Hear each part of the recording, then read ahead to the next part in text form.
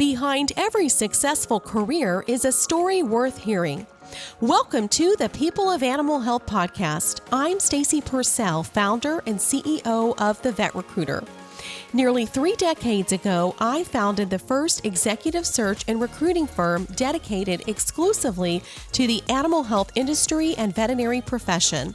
Since then, I've had the privilege of building relationships with many of the people who have shaped this industry, from CEOs and entrepreneurs to veterinarians, researchers, and trailblazers.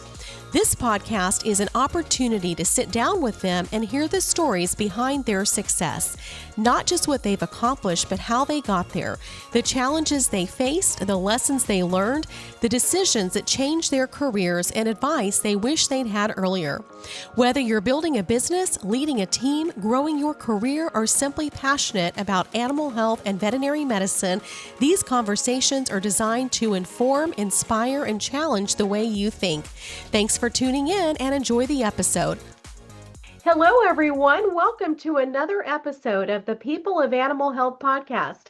Today's guest is Dr. Neil Shaw, a board-certified small animal internal medicine specialist, entrepreneur, and one of the most influential innovators in modern veterinary medicine.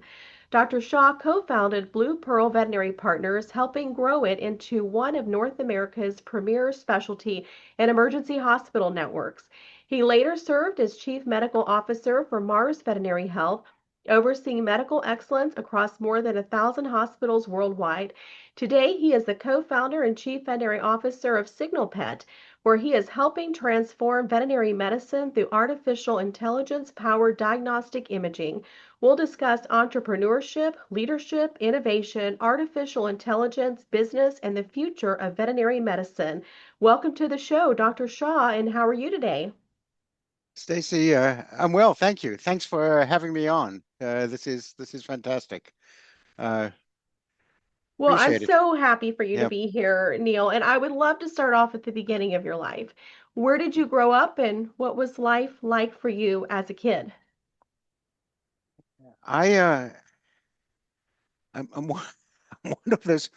It almost sounds cliche, but I'm one of those veterinarians who always wanted to be a veterinarian. Right? It's been it's a sole focus through my earliest memory. I was born actually in South Africa in Johannesburg, and my father was a small animal practitioner. And we moved when I was young. We moved to Florida, to Tampa, Florida, and I grew up in Tampa. And again, as long as and as far back as I can remember, myself, my brothers, we were cleaning kennels on the weekends. We were cutting the grass at the animal hospital during the week, and and as I hit high school, was working in the practice throughout high school. So uh, it's I don't know many things. The one thing I do know is veterinary medicine. Literally, it's been my lived experience. Well, you know Yeah. business too, and we're going to talk about that too because before we started recording, I told you that just last evening I was talking to somebody who said he rode on an airplane with you, and said he remembers he spent 200 something dollars for that plane ticket. He says the best $200 he ever spent sitting next to you, picking your brain about business. So I'm looking forward to discussing business and veterinary medicine with you. So Neil, you have Uh, enjoyed an extraordinary career as a clinician, entrepreneur, executive, and innovator. Looking back, what experiences most shaped your leadership philosophy? I think that when I was in when I was in school, specifically when I was in veterinary school, as a clinician, my mentor was Michael Shear, and Uncle Mikey, as he's commonly known. And from a clinical medicine standpoint, he was very influential. He was really very influential. I came back from a background of general practice. I saw general practice in retrospect as primarily a prophylactic sort of activity, vaccines, wellness, spays, neuters, with the occasional medical case.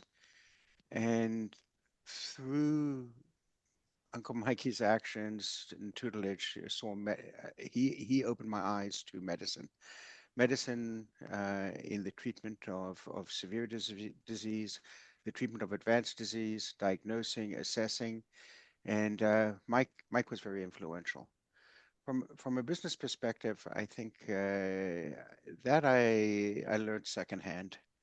I remember when I was a resident in Florida, at, in Gainesville, uh, it was realized that I single-handedly we had something, I forgot what it was called, but we could write off accounts. We could write off bills for clients if it was used for teaching purposes. It has a specific name, but I forgot what it was. And the realization came that I single-handedly gave away more in subsidies than the entire rest of the department combined. And so, and then when that came to light, again, my mentor said, Neil, you are going to fail in practice.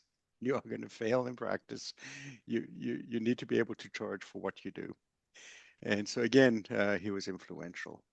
Uh, the business came secondhand. The business really did. Veterinary medicine is all all things aside is very real to me. I enjoy the medicine. I very much enjoy animals. I have a strong respect for the role that they play in people's lives, and and that relationship between folks and the pets in their lives varies, of course. It varies significantly, and I think veterinary medicine adjusts to that variability nicely. And over time, the role of not everybody knows the role of pets in people's lives has changed. It's if anything, it's become more and more significant. I anticipate it'll continue to become more significant, and I'm pleased that veterinary medicine can address that and offer different levels of service to different families. Yeah. Well, you co-founded Blue Pearl in 1996, long before specialty hospital networks became common. What opportunity did you see then that others hadn't yet recognized? I think there were two things. One is again, I returned.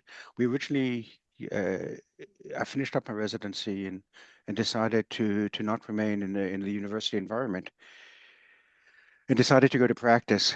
And there were two principles. One is advanced veterinary care, specialized, if you will, or advanced veterinary care does not need to remain. At the time, it was roughly the 24 colleges, the 24 veterinary colleges around the country, and perhaps two nonprofits, Angel in Boston and AMC in New York. And so at the time, specialized veterinary medicine didn't need to remain in those 24 plus hubs. It could happen in town in any significant metropolitan area in a metropolitan area of significant size. So it was the desire to do specialty practice. That's one. And then the second, I think that was important for Blue Pearl was the focus on serving as a referral only facility. Specifically, no general practice was we didn't do any general practice at the office or any of the Blue Pearl practices. No routine care, no preventative care, no primary clients, and that our role, and this is, I think, my background in growing up in a small animal practice helped a lot in that we defined ourselves as serving the needs of the veterinary community, the surrounding veterinary community, and the way we served them is by serving their clients. And I think that philosophy is held us in good stead. And the practice in Tampa grew significantly over 3 or 4 years. It grew to about 50 clinicians with a range of specialty services and emergency services. And then we had an opportunity to expand to New York City. And New York was admittedly a little intimidating. I hadn't spent much time in New York, and it has a high reputation for excellence. And we ended up taking that same philosophy, specifically specialty medicine, serving the needs of veterinarians through service to their clients. And it worked. It really did work. And so New York City grew quickly. It grew very quickly, and then we expanded from there. Well, building any company is difficult. What were some of the biggest challenges you faced while growing Blue Pearl into one of the profession's leading specialty and emergency hospital organizations? I think there were the challenge and the opportunity. The challenge was having the veterinarians, the community veterinarians, say in any one community, there's anywhere from several dozen, depending on the size of the community, to several hundred veterinary practices. And it was having the veterinarians identify that we really respected them. We truly respected them and have our actions show that. In other words, if a client were to come in on emergency at night and they were frustrated with their veterinarian, that we'd call the veterinarian and say, listen, Mrs. Smith is here and she has concerns, and we're here to help and work together to build the communication gap between Mrs. Smith and her veterinarian. If a veterinarian called for assistance, we would pick up the phone, make ourselves available.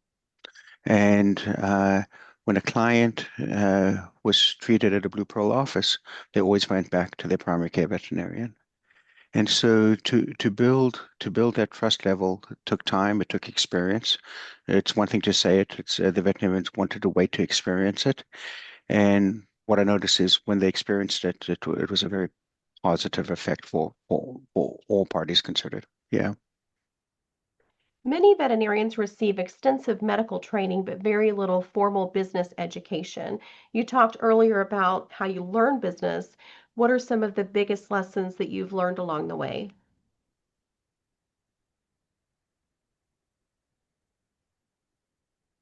I would say the most important lesson is sincerity. I think sincerity goes a long way.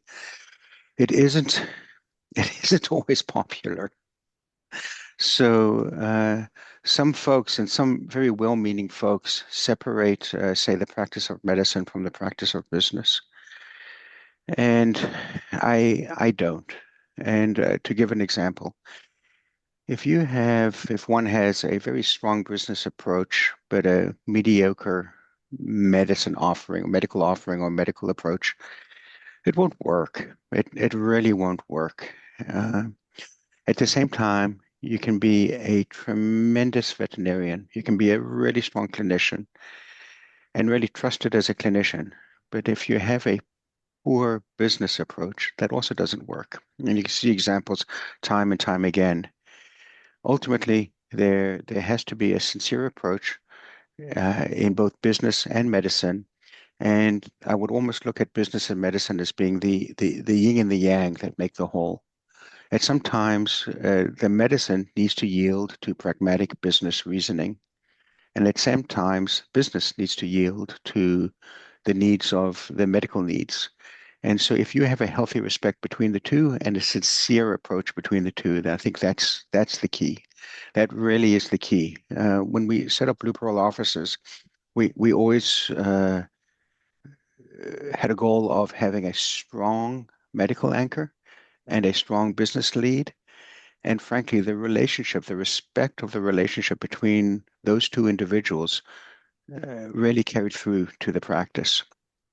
And if the veterinarians were concerned and needed the business to yield, perhaps purchase a piece of equipment that they otherwise wouldn't have purchased, and it's justified, then let's make that purchase. Let's really make that purchase.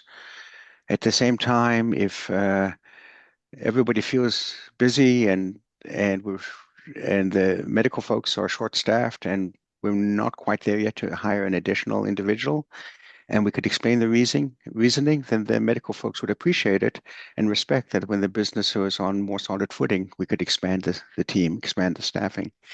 And so to have the business and the medicine working together and both being sincere and open, I think that was the key. That really was the key. And I would say that to this day. Yeah.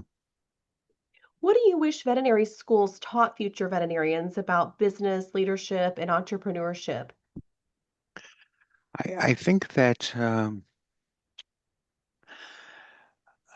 Uh, I I don't know if necessarily veterinary schools need to teach. On one hand, I'm using my own examples. I'm using my own experiences. So I hope this is correct. I don't know if veterinary schools need to teach business. However, I I hope that veterinary schools would prepare students that their experience in, let's say, 4 years of veterinary school or the experience of the faculty is not the sum total of experience that you can expect. So if veterinary schools can graduate students with an openness to practice, an openness that it's a big wide world out there, that there are a variety of clients, there's a variety of practice styles, there are a variety of communities in the United States. There isn't just one way of doing things. Again, if you can be sincere and direct and transparent, that's the expectation. There's not an expectation of, say, not making a mistake because everybody will make a mistake. I had a surgical mentor who really who also had some. I look back to my mentors a lot, and who had some words of wisdom and said, Neil, if you haven't made a mistake, it means you haven't done enough. Hmm. So of course, we're going to make mistakes. And when we make mistakes, let's acknowledge them. Let's acknowledge them. Let's be open about it. Again, it may not be popular, but let's acknowledge it. Let's be open about it, and let's move on. And I think that if we can graduate veterinarians with open minds, that will only strengthen our profession. Yeah, that's such good advice. Yeah. For veterinarians who want to become stronger business leaders, where would you recommend they start? Open the veterinary practice. I think there's no experience that beats hands-on, pragmatic experience. There's no training can beat experience. Sorry, that's what I meant. That no training can beat experience. Open a practice, open a practice. Make yourself aware. And if you don't own a practice, be aware of the financial aspects of your practice. Know what drives the income that you make. Know what areas that you can improve on. Identify areas that perhaps you could change from a financial perspective. And again, square that with where you are medically. So square that where you are medically. And if you take that honest assessment, that honest assessment of your own practice, whether it's your own or whether you're functioning in a larger practice, but you're in control of your own, if you will, your own book. See where you are medically, and and then make decisions of where you want to be, and act accordingly. If you identify where you want to be in 5 years, say I'm here today and I want to be there in 5 years, and there may be particular skills as a clinician, or there may be financially where I want to be. Then make sure that what you're doing today is working towards that 5 year plan. If you're not working towards that 5 year plan, that's when I would reassess and change things up. But if you've got these goals and the experience you're getting today counts towards those 5 year goal, great. If it doesn't, then you're gonna want to look to change things up. Don't put things off. Don't procrastinate your 5 year goal. Identify it and work towards it. And there's tremendous opportunity out there, tremendous, and you'll be successful. You'll be successful. You just go for it. Yeah. That's good because if you don't have plans and goals, you'll drift around. You drift around. Nobody will deliver it to you. Nobody will give you that goal. Nobody will. Nobody will give it to you. The only person who can truly come up with that goal is yours. You can get perspective, you can get feedback, but only you can come up with that goal. Yeah. So true. Well, after Blue Pearl became part of Mars Veterinary Health, you served as Chief Medical Officer overseeing medical operations across more than 1,000 hospitals. What did that experience teach you about leadership and maintaining medical excellence at such a massive scale? I I thought that there were a couple. It was a great experience. I really look back, and the time spent with Mars was a great learning experience. I um, I saw business at a scale that frankly I didn't know existed. I saw what went into decision making and processes that worked. Processes that worked. A couple of things that I learned that I realized we could apply to veterinary medicine. One is consistency. Consistency of outcomes. Can we work towards consistency of outcomes? That sometimes there's individual variability, and I don't want to take away from anybody's individuality. To have a true result means that's a good result means that it's a repeatable result. Can we work towards repeatable results? That's one. And and the other is work as a team. And this is something I learned at Mars that held true. And that if you're leading a team, this success is no longer about yourself. That those who report to you, if they're successful, then you'll be successful. And sometimes it's almost counterintuitive. Some folks feel, well, somebody's doing great, but I don't want them to get too good because they'll challenge my position. And no, that's not true. Help help those that depend on you to be successful. Help them to be incredibly successful. Help them to surpass yourself per se. It'll always hold you in good stead. It really will always hold you in good stead. And those were two lessons I learned. From a medical perspective, I learned one other thing in visiting a lot of hospitals and talking with veterinarians, and I'd put the veterinarians into three categories. I'd list them as a relatively new, maybe just several years, anywhere from a new graduate to several years out. Then I would say those who have been practicing for a fair number of years, say 5+ to pick a number, say 5+ years that had a degree of confidence to them. And then I would say older veterinarians who had been practicing, say, 15+ years, 15, 20+ years. And each had, in talking with these colleagues, each had different perspectives. And I realized one thing about the profession. When it came to preventative care, when it came to vaccinations, when it came to deworming, when it came to routine surgeries, across the board, we have protocols as a profession, and folks spoke with confidence. Folks spoke with absolute confidence across those three groups. When it comes to medical care of the ill patient, whether it's acute illness or an injury, or it's managing a chronic illness, any chronic illness, heart disease, cancer, even a chronic lameness, uh, when it comes to managing chronic disease, or when it comes to managing disease, acute or chronic, the confidence level literally fell off the cliff. So for all three groups, when we talk about preventative care, strong. When we talk about managing disease, short-term or long-term, boy, we those in practice didn't feel as confident. And that came through again and again and again. And I think that the realization that I had is something that I changed.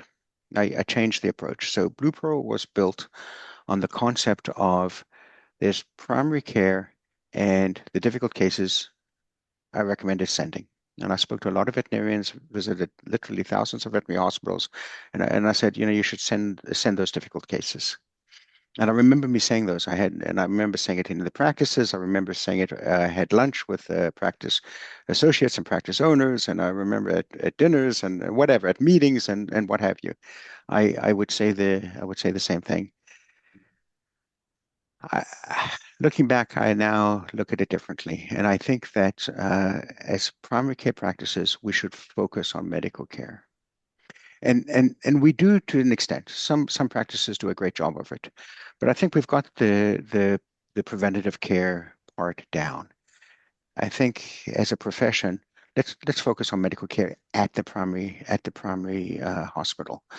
The the primary veterinarian knows the client the best. It knows ultimately what they truly want long term. Do they want prednisone or do they want chemotherapy for a particular cancer? Do they want palliative care? Do they want definitive care? He has, and often they've treated two generations of pets or two generations of people, had a relationship with two generations of people. And so there is a lot more that can be done at primary care practice from a medical perspective than is currently done today. And I think that as a profession, we should move towards that. We really should move towards that. From an economic perspective, I think it's a necessity in that preventative care has become a commodity. It really has become a commodity, whether it's food or nutrition or heartworm preventative or flea and tick and what have you. Even routine testing, vaccinations, it's been commoditized out. And the more we move towards true medical care, the better. And I think that the next step, what's missing is the ability to standardize that care and to enable practices to practice medical care, manage short-term and long-term illnesses is when we standardize that care as a profession, and that has actually been a bit actually it's been a good bit of the focus is to standardize high quality medical care beyond the preventative model. Yeah. Today you're helping to lead SignalPET, one of the pioneers in AI-powered veterinary radiology. What inspired you to focus on artificial intelligence, and why did you believe this technology could have such a meaningful impact on veterinary medicine? I thought uh, it was actually pretty straightforward. There were two components to it. One is that with the development of AI, image recognition on radiographs is a was it was an it simply isn't obvious. It's simply an obvious. AI is beyond powerful, and the more I experience it, and we've been doing it now since 2018, so about 8 years, and today I would say it's even more powerful than it was 6 months ago, and certainly more powerful than it was several years ago. It really is capable, and it can take an image. And it doesn't look at an image like you and I look at an image with our eyes. It's a mathematical equation. And we don't even see the math. It works so well, we don't even see the math. But an image is a pixel, and a pixel is a number. And the pixel next to the pixel is also a number. And the combination of pixels next to each other are more numbers. And computers are very good at numbers. They are very, very, very good at numbers.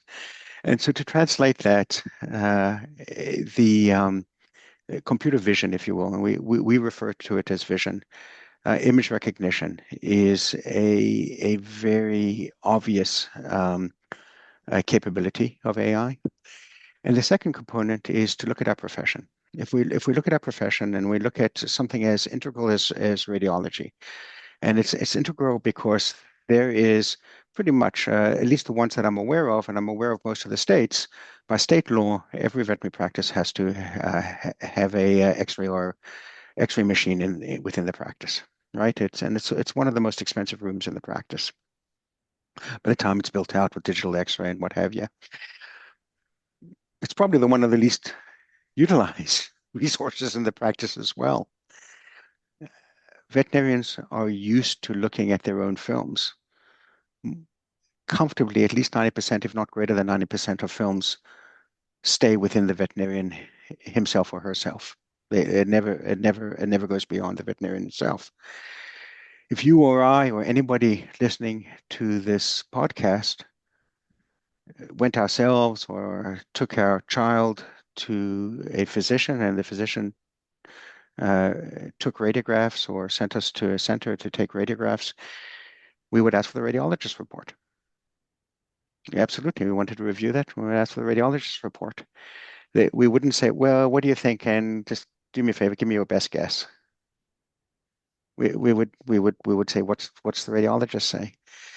And the same thing applies in veterinary medicine. We often have clients reaching out to us and say, can you interpret? Excuse the vernacular, but I had x-rays taken at my veterinary practice, and I'd like to get a formal read, which we don't do. We don't offer that service. I don't know how they find us. Somehow they internet search and they find us, and we decline. And I would say, please go back to your veterinarian. But that need is there. It's screaming. It's really screaming. And because what the clients are going to do is they're going to take that report and they're going to read it themselves, and then they're going to enter it into ChatGPT. So they'll take their blood work and they'll take their radiograph findings, and they'll enter it into ChatGPT and they'll say, was my veterinarian correct or not? And I think we need to recognize that because it's happening every single minute of every single day. And it's going to happen more tomorrow than it did today. And January 1 of 2027, it'll happen 6 times more than it's happening in August 1st of soon to be August 1st of 2026. And so let's meet the need. Let's not fight it. Let's not argue it. Veterinarians have nothing to worry about. Nothing to worry about. Let's meet the need. We're in the information age. Folks want information. They desire feedback. They desire objectivity. They're searching for opinions and second opinions. We don't have to be challenged by it. We can see this as a good thing. Let's meet the need from a medical sense and a financial sense. Folks are asking for more. Let's simply provide it. Let's simply provide it, and everybody wins. It's a scenario where everybody wins. The pet family wins, the veterinary practice wins, and frankly, the pet wins as well.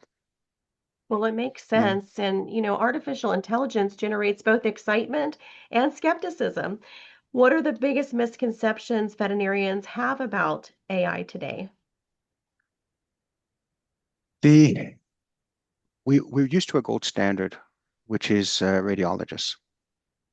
We're used to that as a gold standard, and it's a healthy gold standard. It really is a board certified radiologist is a healthy gold standard.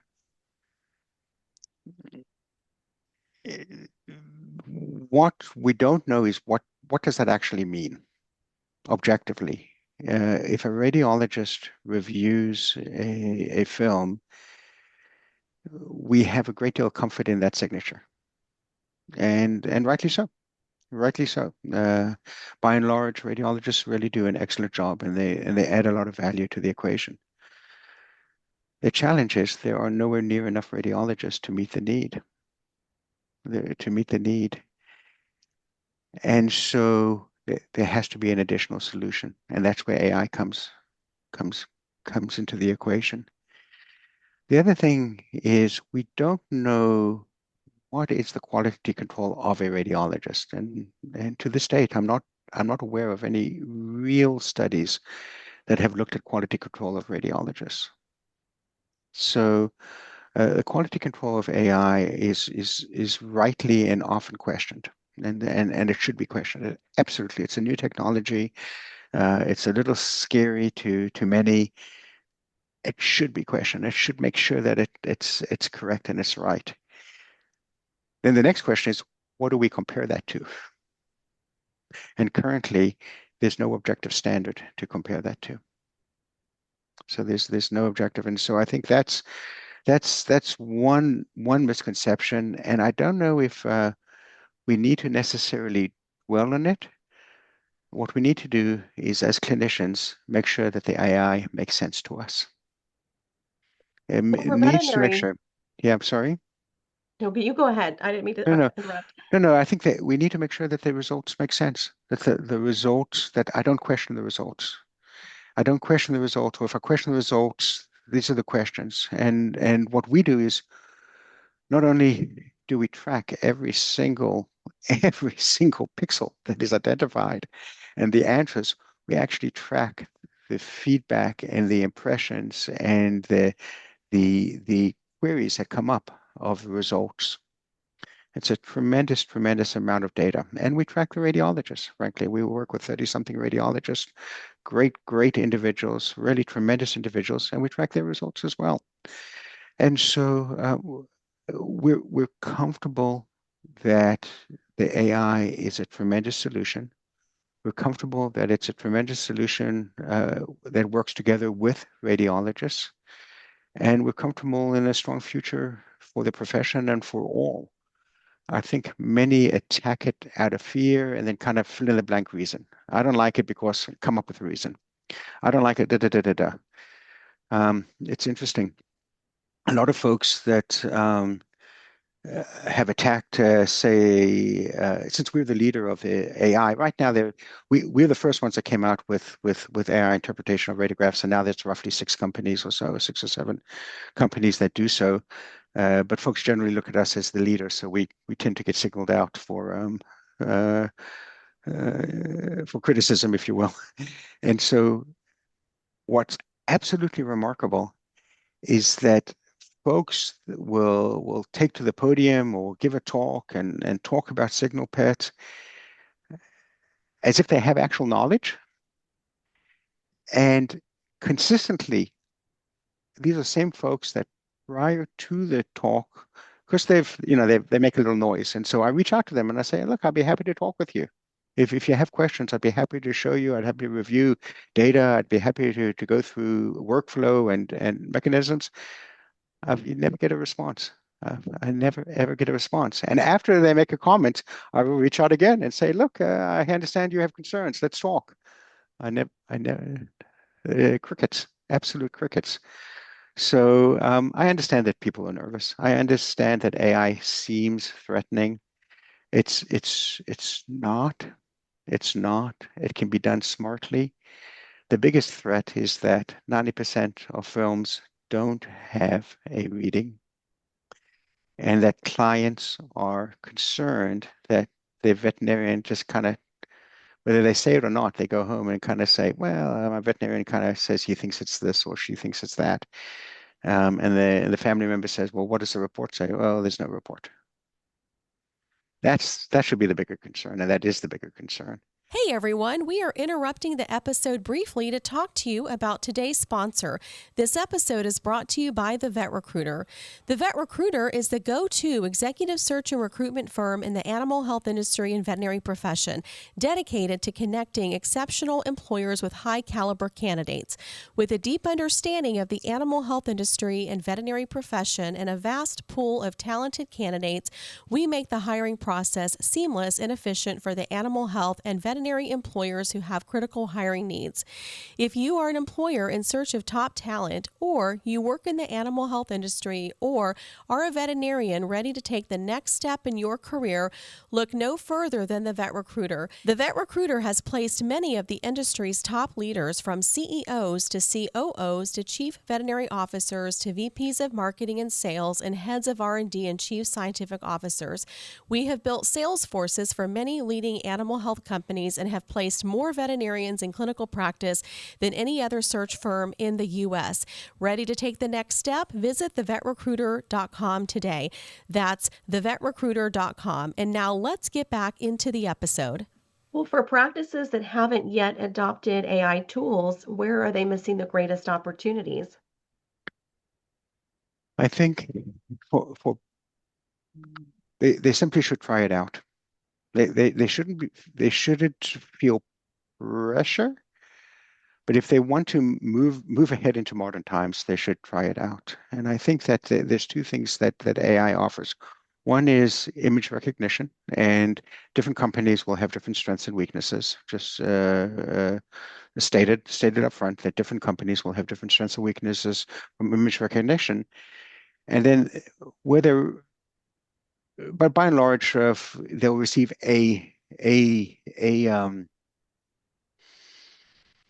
they receive a interpretation of image recognition. That this the heart is big or the heart is not big, the left atrium is there, the left atrium is not there. It's consistent with congestive heart failure. It's not consistent with congestive heart failure, and that's there. I think the next step or the next level of AI is something that we've now gone into, which is actual assessment and recommendations. And it comes back to what we were talking about earlier with standardization of care, because we know that we can we can medically manage cases based on objective criteria, an objective criteria of the signalment, the history, and the radiographic findings. And if we have access to those three criteria, signalment, clinical history, and radiographic findings, then objective recommendations can be made that are of great value. And when I was in practice, this wasn't possible without referring the case or having some faculty member or some specialist who you happen to have a relationship with, a professional relationship, and you could call them up and have a half an hour conversation on the case, which is unusual these days. Now it's available for a few bucks. I mean, really, in relative speaking, a few bucks. And we frankly we do it the world over. We really do it the world over. And I think that opportunity is being missed. So it's not whether you use AI or don't use AI. It's you have an opportunity to really be presented with a set of facts and a diagnostic or therapeutic recommendations. You may or may not choose as the practicing clinician, as the treating clinician, you may or may not choose to follow, but you'll have options to choose from. And to do that at really in cost that is not significant and a turnaround time that is frankly within minutes, it's hard to think that folks would not want that once they become aware. Yeah. Looking ahead 5 to 10 years, where do you believe artificial intelligence will have the greatest impact beyond radiographic interpretation? I think that I think Stacey, I might get a little bit into trouble, but I'm going to go for it if that's okay. All You go right. for it. All right. A little bit. I think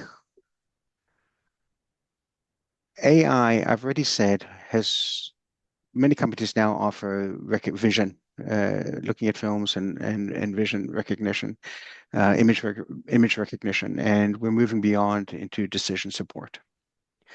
So looking ahead 5 years, AI is going to be able to provide decision support and provide very strong decision support. So then the next question is, what is the role of the veterinarian? And I think that very similar to human medicine, the veterinarian is going to be seen as somebody who does procedures, somebody who makes final decisions on treatment plans, whether they be therapeutic or diagnostic, the final decision maker. But a lot of the eyes and ears and hands and interaction can be done with folks that don't require a veterinary degree. And that will be good. So just like I'll go in for a routine annual checkup and I'll see a PA. And and I know that the physician is in the background and it confirms everything that the PA is being seen. Or my child has something minor, but we have to be seen today, and they fit it in, and we see the nurse practitioner, and we're very comfortable with that setup, knowing that it's overseen by our pediatrician, our physician. I think when there is adequate decision support available, then we will enable better service to the pets, better service to the pet families, and we'll be able to offer it at a more cost-effective manner that it's doing now. And I think that veterinarians, I'm going to now wear the business hat, veterinarians will be able to not decrease but increase their income by taking a more responsible role and less of a role in spending time doing things that folks earning less can do. Yeah. Well, Neil, you've watched veterinary medicine evolve over several decades. What changes have surprised you the most?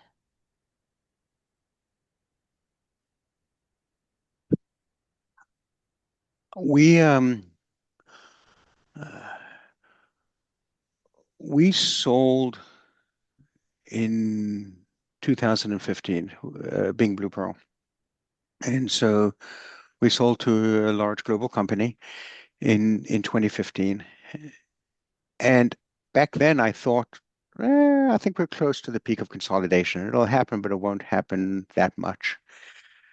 And I was surprised that that went on for another decade or so, literally another decade. So that process of corporate consolidation went through for another 10 years, and it increased. And I think that it it enabled a lot of veterinarians to exit in a very healthy way, which is great. I'm not convinced it added any real value from a medical perspective or from the professional perspective. I'm not convinced that corporate medicine has done that. And I'd be open to a discussion with folks should they like to have it. But some surprise that the corporate consolidation went as far as it did. And I'm disappointed that I don't see a strong value add as a result of corporate consolidation. And I think if we look at today, where we have costs that have gone much higher than the rate of inflation, without a parallel increase in services, it concerns me because I don't think that's healthy to the profession.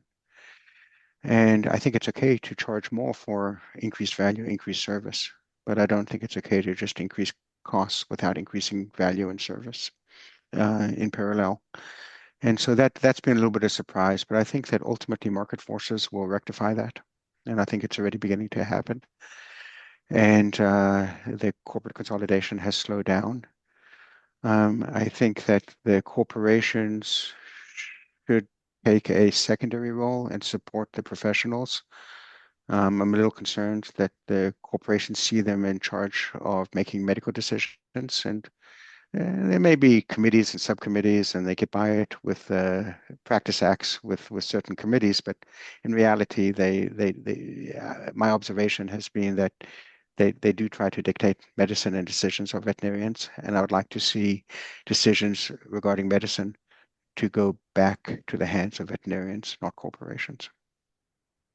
Where has Mm. the veterinary profession made the greatest progress?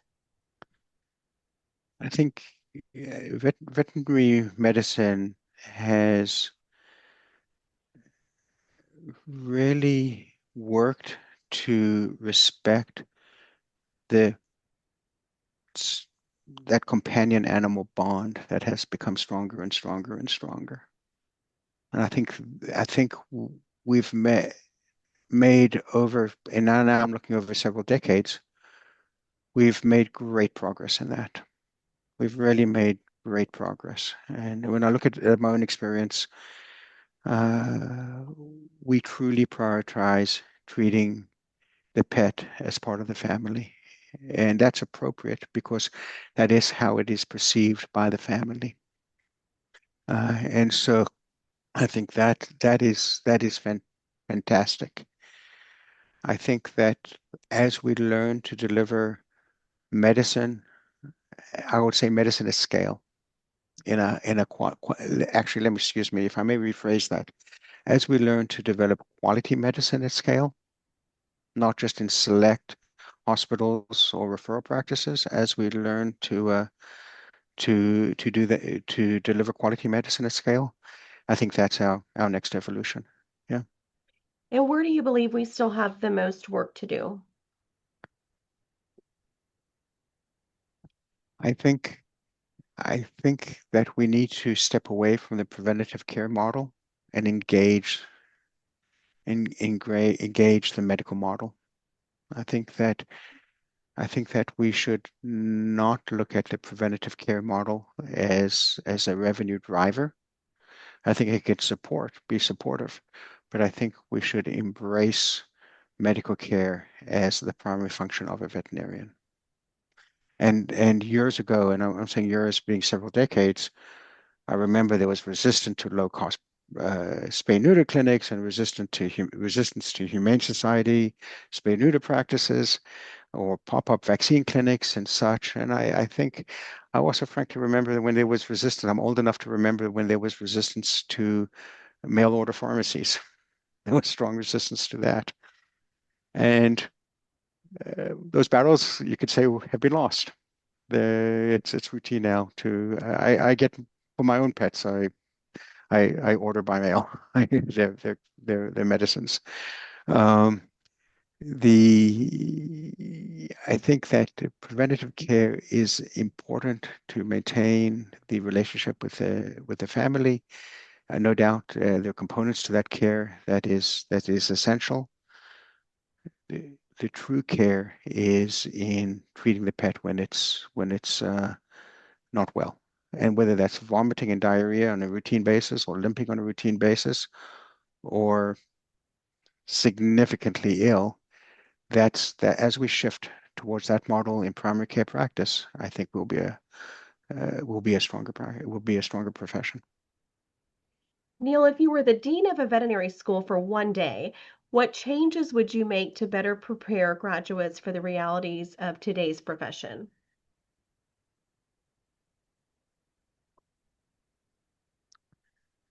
If I were the dean of a veterinary school,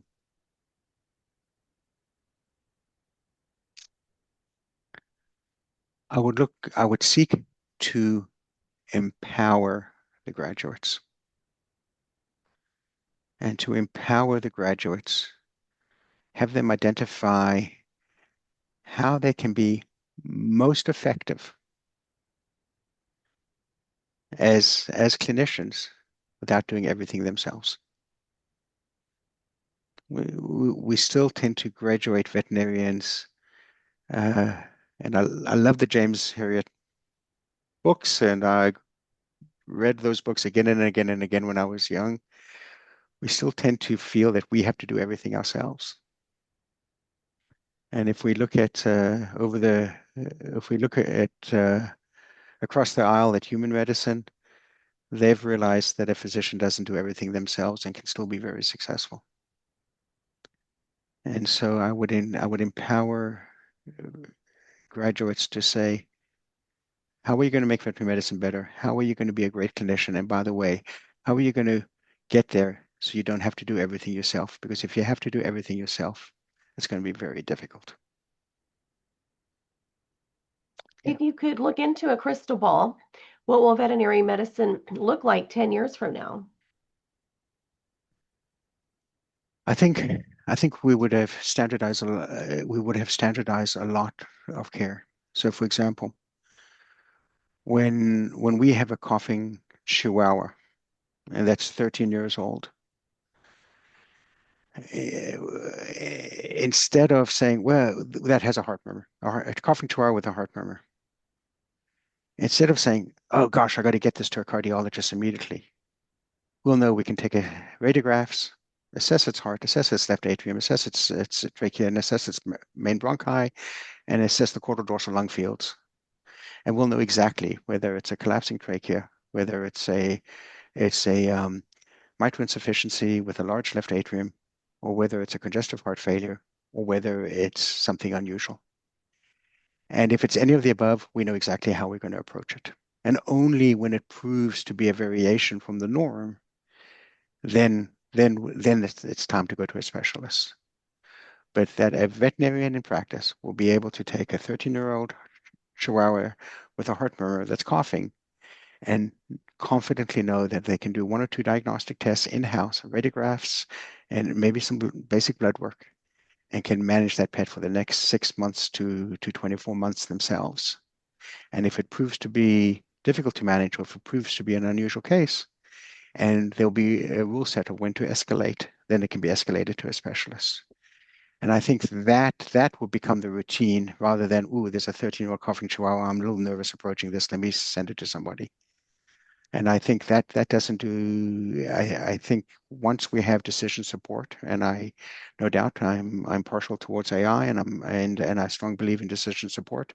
And once we have strong AI and strong decision support, then we as a profession will be able to do that. Yeah. Many veterinary professionals have ideas that could improve medicine but hesitate to pursue entrepreneurship. Based on your experiences founding BluePearl and SignalPET, what advice would you give someone with a great idea who is wondering whether to take that first step? Go for it. Just go for it. Go for it.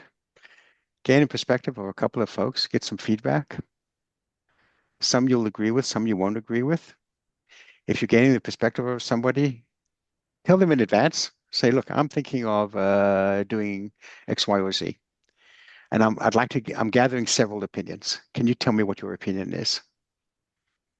From somebody who's the person you're asking would like to know, okay, so I'm going to give an opinion, they're going to get a couple of opinions, and you're going to choose that's respected. You're going to choose what's best, get a perspective, and then go for it. And in most cases, frankly, if it's well thought out, it'll work out.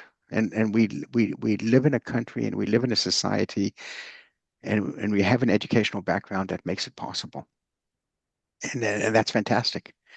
And if we look around the world, that's actually not common to have that combination, to have that educational background, to have a society that supports it, and to have the opportunity to try something new. And so we live in a great age. And so I would say absolutely go for it. And it not guaranteed it'll work out. If it's well thought out, it's more likely to work than not. And if perhaps it doesn't work, guaranteed it'll be a strong experience that we'll use to grow to the next idea. If you don't So try, you don't know. if you don't try, you don't know. Absolutely. Yeah. What has been the greatest adversity you've had to overcome during your career, and what did it teach you?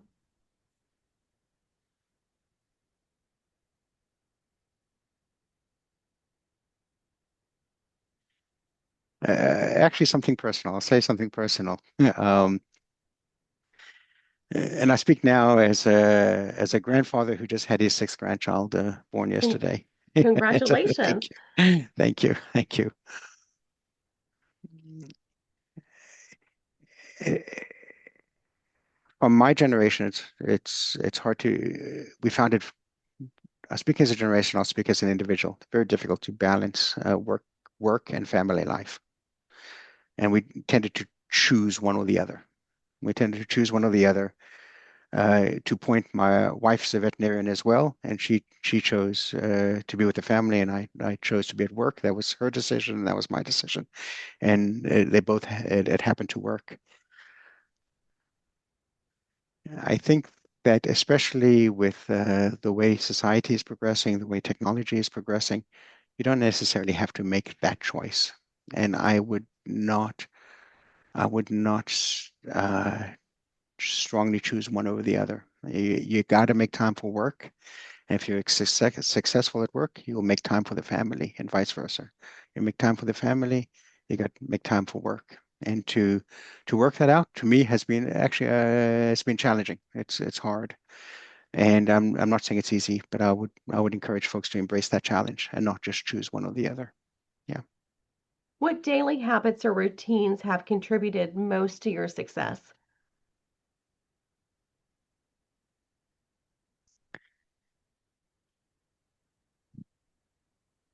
What daily habits? Two things. One is absolutely staying involved. Absolutely staying involved. It's staying aware, and no doubt you work as a team. And the best thing I've said is to work as a team. Stay in touch with that team. Stay in touch with that team, and make sure that if you're not touching the actual work experience yourself, the each responsibility or duty, which you can't as you go along, that those who are doing it well. So you have to delegate, but when you delegate, It's your responsibility to make sure that that team is successful. And at the end, if somebody is not successful, that you've delegated a responsibility to you, that you've delegated a responsibility to, then it's actually you. If I delegate something to somebody and they're not successful, then I see that as my failure, and rather than their failure. That's my responsibility.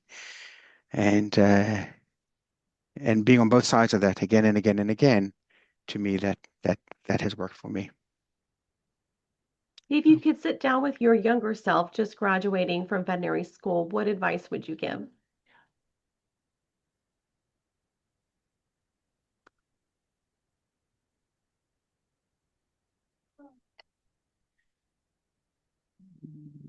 Work really hard, and remember, one day you won't be at work. So prepare for that as well. And I don't know if I've listened to that advice. I don't know if I've listened to that advice, but that's what I would advise myself. Well, Yeah. that is hard for some people when Yeah. you're going Yeah. at such a fast pace to Yeah. slow down and focus on Yeah. something new. Yes. Is there a book that's had a profound influence on your thinking, leadership, or career?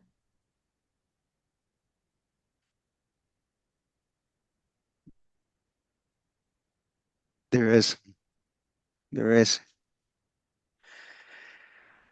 And please allow me to allow me a little bit of liberty to explain. The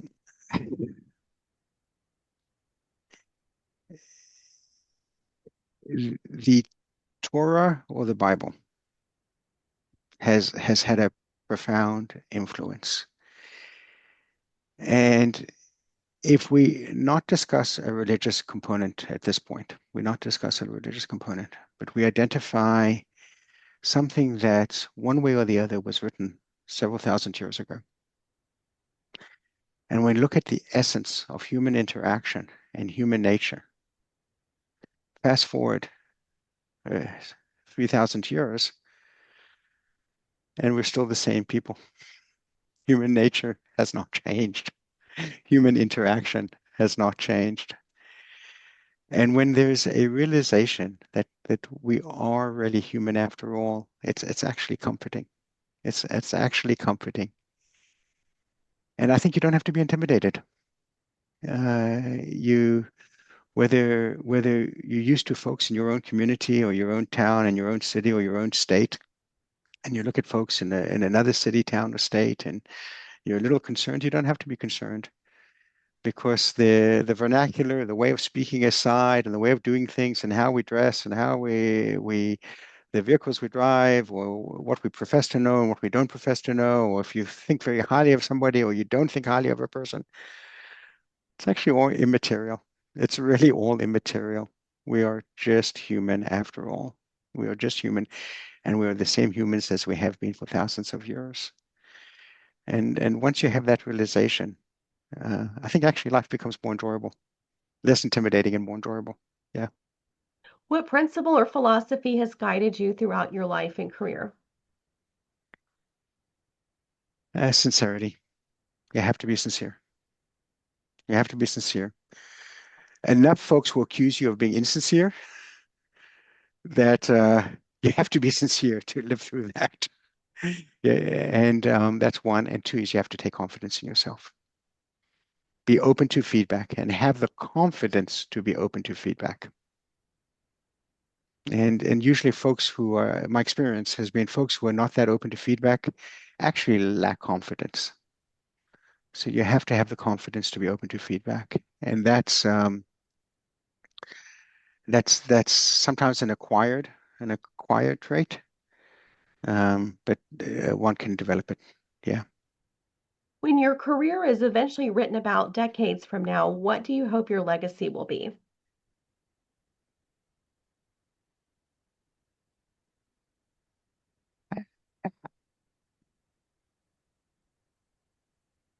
I truly I'm hopeful and I expect and I know that veterinary medicine will be successful. I think it's been my life. It's been wonderful I don't think I need to be written into that story. I really don't. I really don't. I think that as the profession develops, as colleagues develop, as we serve clients, as we serve patients, really that's fantastic. As far as myself, I actually don't need to be written into that story. So I think that yeah, I don't look at legacy that way. Yeah. Well, finally, Neil, you've got the microphone. What's one message you'd like to leave with everyone listening to the People of Animal Health podcast before you drop the mic today? Stacy, I would say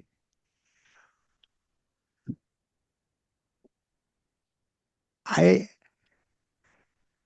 my earliest memory is veterinary medicine. Today, I most of the hours of the day are occupied by veterinary medicine. I remain awed and fascinated by what we do. Absolutely awed and fascinated what colleagues in veterinary medicine do, what practitioners do day in and day out. And this it's hard. It's hard what we do. It is. It's difficult. And I'm absolutely inspired by those I interact with and those around me. I think that there are challenges we have, and there are things that we would prefer not to happen. I would say, don't worry about it. Just ignore it. Stay true. Stay true. Stay true. Fight the good fight. I think it's a wonderful career. It's a wonderful profession, and I wish folks the best of success in it. Yeah. Well, Neil, it has been Okay. a pleasure. I've enjoyed our conversation. Thank you for being my guest today on the People of Animal Health podcast. Stacey, thank you. I really appreciate it. Thanks very much for having me.